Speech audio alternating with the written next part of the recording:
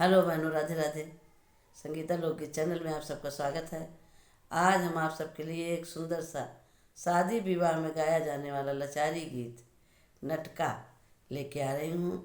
आप लोग सुनिए। अगर आपको हमारी गीत अच्छी लगे तो लाइक कीजिए, शेयर कीजिए, ज़्यादा से ज़्यादा कमेंट कीजिए।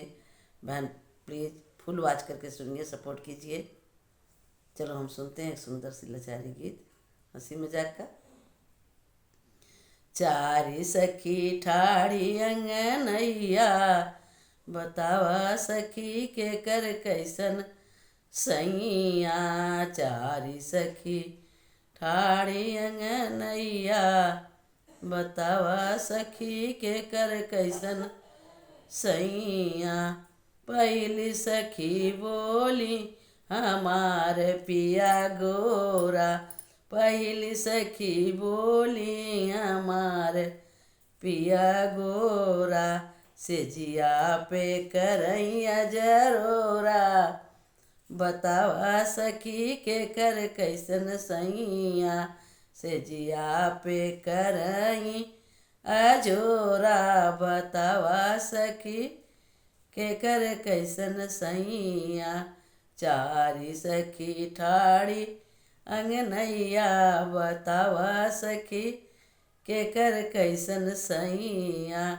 दूसरी सखी बोली हमार पिया काला, दूसरी सखी बोली हमार पिया काला, से जिया पे करैया नियरिया।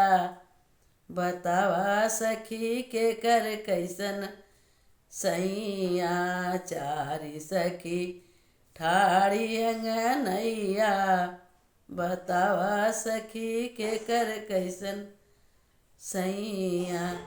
तीसरी सखी बोली हमार पिया लड़िका, तीसरी सखी बोली हमार पिया लड़िका, से जिया पे चलाई बेकैया।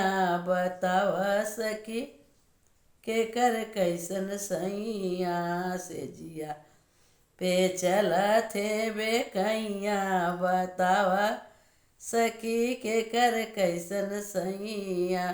चारि सखी ठाड़ी अंगनैया, बतावा सखी के कर कैसन सैया। चौथी सखी बोली हमार पिया बुढ़वा, चौथी सखी बोली हमार पिया बुढ़वा, से जिया पे मांगई बुकनिया। बतावा सखी के कर कैसन सैया, से जिया पे मांगई बुकनिया।